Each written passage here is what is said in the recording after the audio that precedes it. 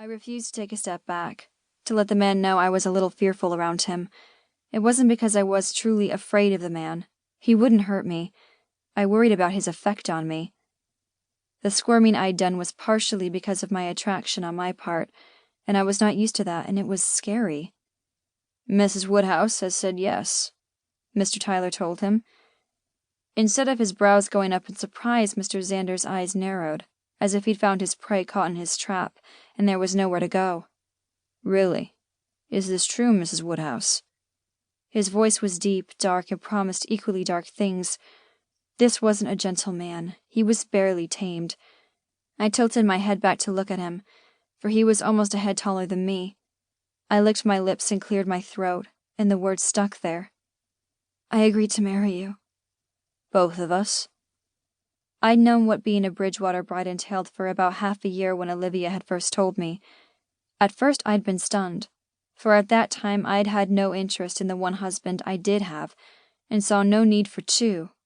But now... "Both of you." He stepped closer and I retreated. Again.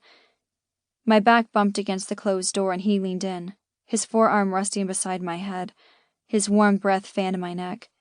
He smelled of peppermint and wood smoke. His body didn't touch me in any way, and I knew if I took a deep breath, the tips of my breasts would brush against his chest. "You understand what that will entail," he murmured. "Whatever your husband did or didn't do with you is buried with him. We have our own expectations of a wife, and we shared those with you yesterday." I glanced at Mr. Tyler, yet felt surrounded by Mr. Xander. They were too big, too tall, too male. I remembered all too well what those expectations were. When they'd escorted me to my ranch the day before offering marriage, I hadn't turned them down, nor had I accepted. They knew the dire straits I was in, at least some of it, and had been honorable to offer for me. What they didn't know was that Frank's gambling debts went beyond what he owed the bank. He also owed a man named Ralph, and he'd come calling too. He wasn't honorable at all. In fact, the amount of money Frank owed him was enough to have me working on my back for months to pay it back. Ralph didn't believe a debt was repaid with my husband's death. "What did you tell me just now?" Mr. Tyler asked, tearing me away from thoughts of Ralph. I licked my lips again and tried to calm my racing heart, but Mr. Xander was very distracting. "I will marry you and fuck you both." Mr. Xander took my hat from my head. I vaguely heard it thump on the floor, but he stroked his knuckles over my cheek. His dark eyes pierced mine and I couldn't look away. "You're not a virgin," he said. It wasn't a question. I shook my head. I hadn't been one for quite some time. I wasn't a naive virgin for them to deflower. "Then we don't have to worry about you being a reluctant bride, do we?" I wasn't so sure about that. I was very reluctant, but I also had never been as eager for a man's touch before as I was right now. I wanted more than just the tips of his knuckles on my cheek. But two men? These men? I shook my head again. "We told you that we'd fuck you. What Tyler didn't say was how he'd fill your pussy with his cock and pound into you until you came all over it. I didn't tell you that I'd breach that sweet ass of yours, shooting my seed deep inside you, so you'd be dripping all day from both holes." I gasped at the crude language, and my inner muscles clenched at the picture he'd painted.